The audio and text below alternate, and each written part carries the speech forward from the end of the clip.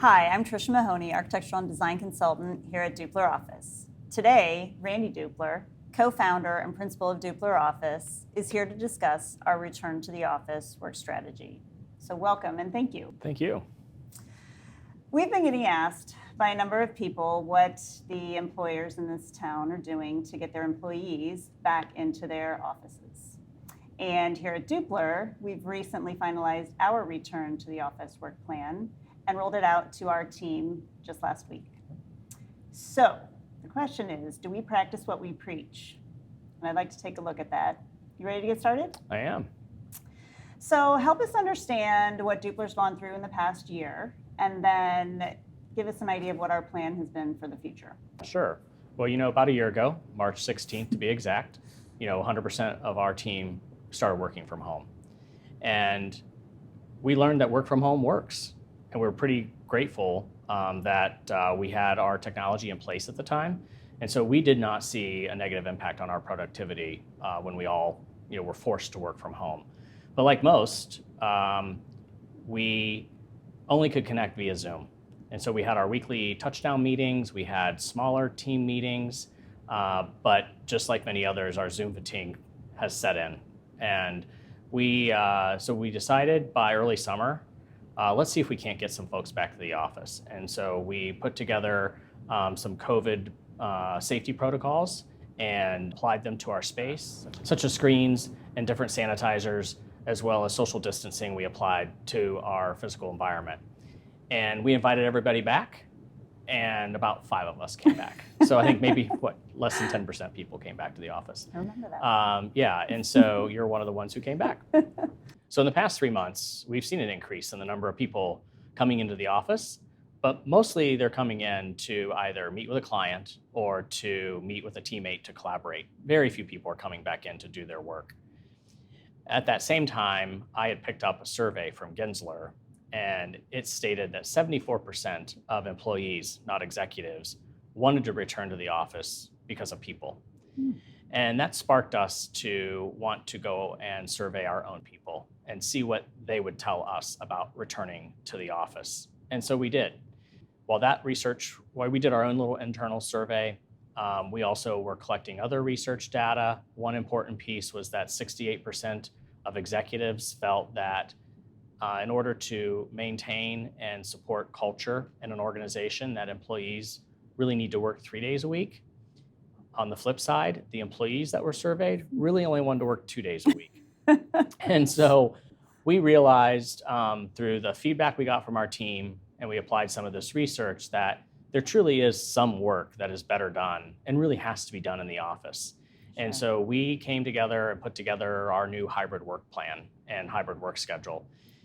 And so I want to talk about hybrid work. It's not just about being in and out of the office. It's also about a remote work policy. And we just wanted to be very clear with our team on what that meant. And for us, a remote work policy means that you can work anywhere when you're not in the office. It doesn't have to be just your home. It can be a coffee shop. It can be 3 states away. As long as you can connect to technology, you can work just about anywhere. So there'll be a small group that still comes to the office every day of the week. And that's okay. We know that certain work functions need to be here. Ultimately, though, our hybrid work model will require our team to only be in the office 50% of their work week. And so it worked out really well. We have 2 groups that really naturally divided equally, and they work as teams. And one group will come in Monday, Wednesday. The other one will be Tuesday, Thursday. And then each group will come in every other Friday, taking turns, which equals about 50% of the work week.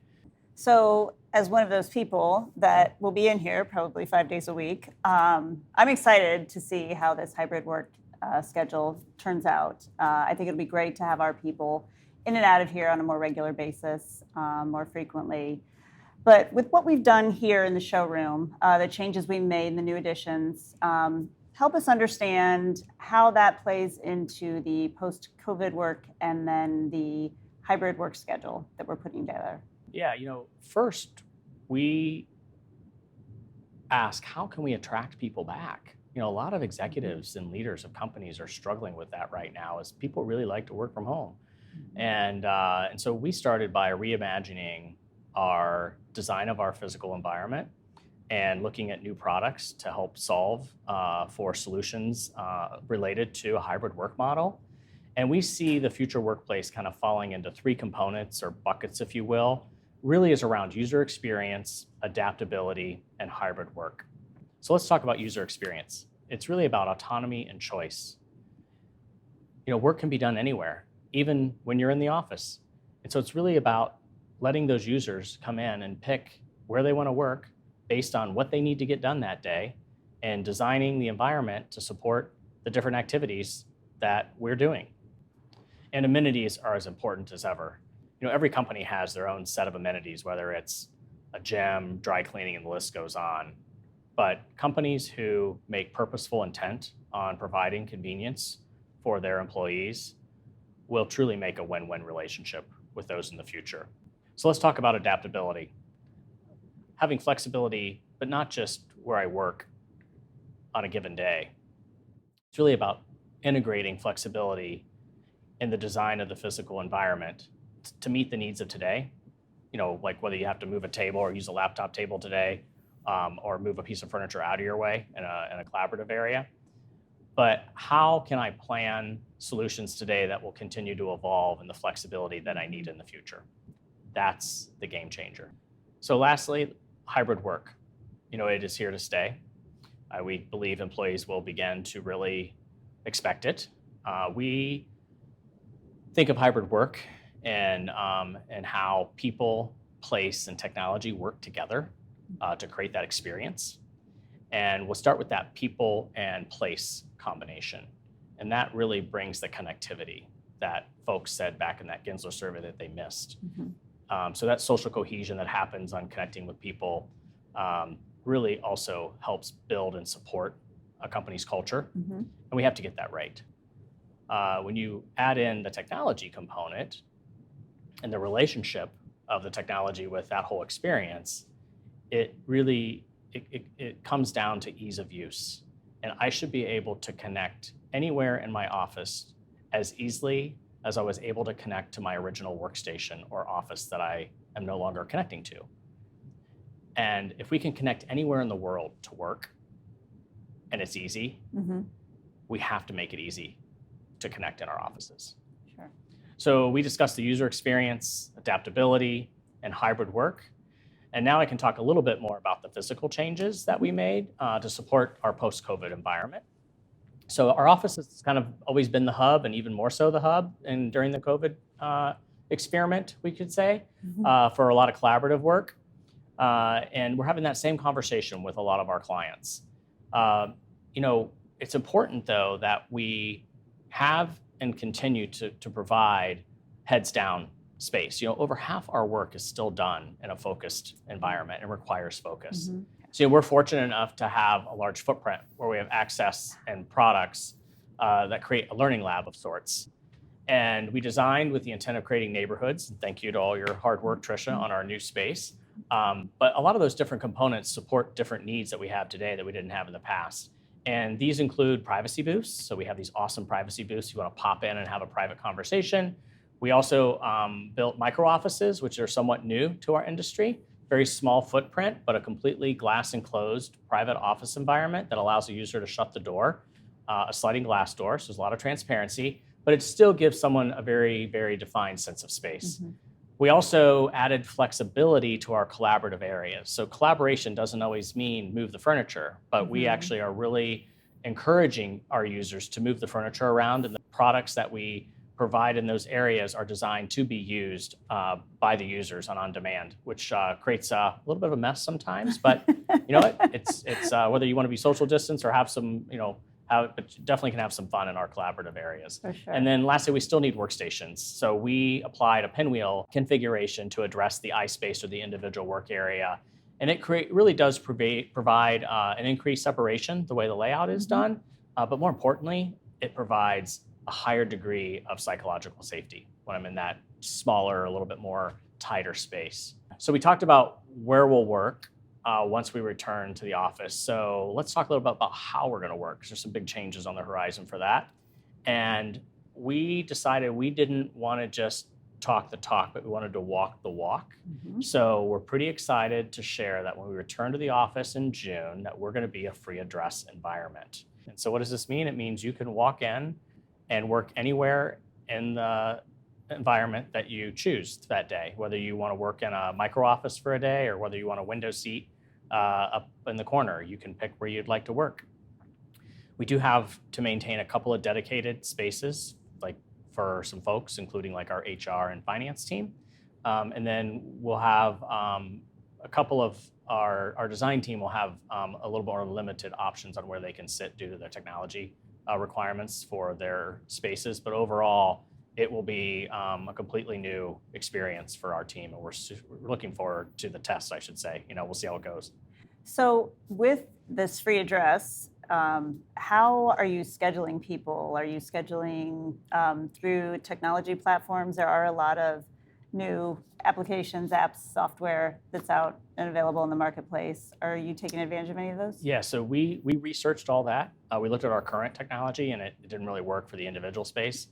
It still works for our meeting spaces and our larger scheduled spaces. You'll schedule those just like normal. And we researched different apps to see what app might be we might want to use for really scheduling that individual space. And then we were worried that someone would schedule the same seat for the next 90 days and no one else would have a choice to sit there, a chance to sit there, I should say. No one would have a chance to sit there.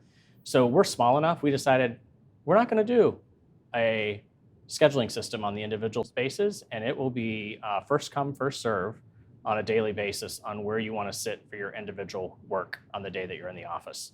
So we'll see who can really break out and experience the different locations. I'm sure just like every other human, we'll have some people who are creatures of habit and might land in the same spot every time, but I don't think they'll hog the window seat. I hope they don't. What about collaboration in meeting spaces? Yeah, so we'll continue to have those scheduled through our standard system, and so all those will be schedulable. With only about half of the people in here on any given day and this new free address scheduling plan that we've put in place, how do you see that impacting our current real estate footprint, the square footage in particular? Yeah, a lot of business owners and companies are looking at their real estate strategies. You read a lot about that. And I think what we've learned is that we definitely can run the company and do our work on less square footage.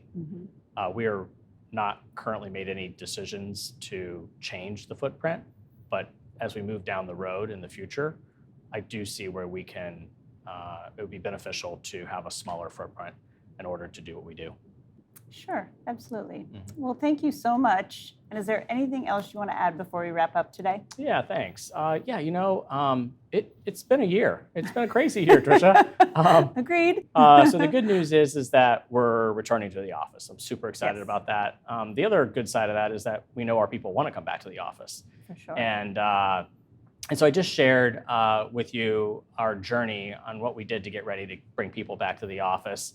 And companies are still struggling with this same question on what do they do. And one size is never going to fit all.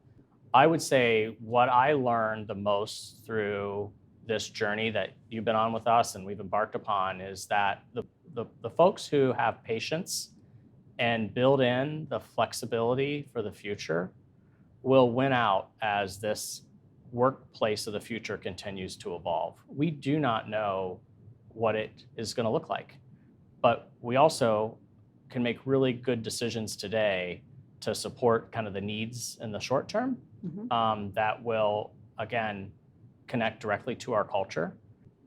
And Tricia, you earlier asked, does Dupler Office practice what we preach? And we absolutely do. We listen to the feedback that we received from our employee survey. We then went out and applied the most current industry research as we developed our plan. One research quote has stuck with me through all my readings, and it goes, quote, "Culture is contagious only in person," end quote. We have put our team members, our people, and our culture in the forefront of every decision that we've made throughout this journey, and you've been part of it the whole time. I know we're ready for the future, and I also believe that we can help our clients get ready for their future, it's time.